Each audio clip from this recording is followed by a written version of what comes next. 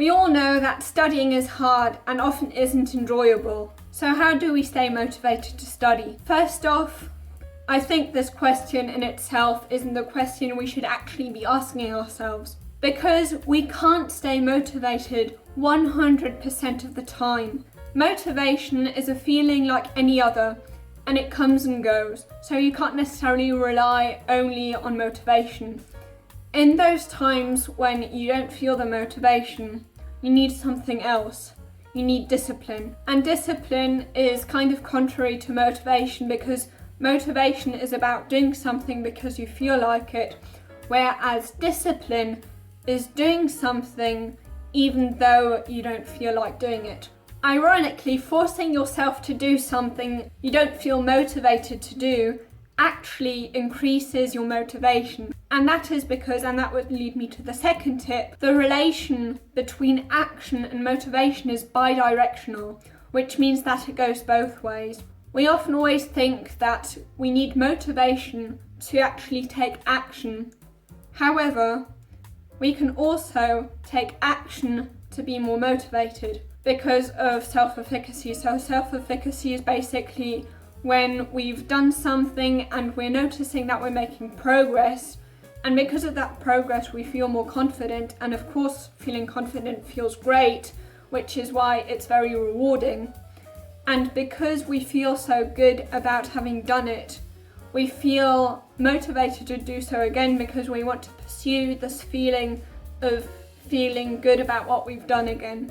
In fact, you're more likely to act yourself into feeling than you are to feel yourself into action. And that's why you want to do the third tip: track how much you've improved, how you know what you've studied better than you did before. Because we can't manage what we don't measure, and whatever is measured improves. Now, interestingly, there's some times of the day where we feel more motivated than others, and that would be in the morning. According to Stanford neuroscientist Andrew Huberman, the first 8 hours of the day after we've woken up is the time when a lot of dopamine and epinephrine is released. And dopamine increases our motivation, and epinephrine and also dopamine both increase focus. So this is a great time to study and do hard work. Another reason why you want to do it early in the morning is due to decision fatigue. Making decisions can be very, very tiring. So you want to make sure that you do it early on in the day when you haven't made as many decisions, because the more decisions you make, the more tired you feel, the more drained, the less energetic you feel. And then you'll have less willpower, because the brain region that is there for willpower, the prefrontal cortex, takes up a lot of energy. So you want to make sure that you do it first thing in the morning, because that's the time when you have the most energy. And then the fifth tip would be that you want to decrease the friction between your intention of studying and the action of actually studying. Because we human beings are extremely lazy, and we always want to choose the path of least resistance.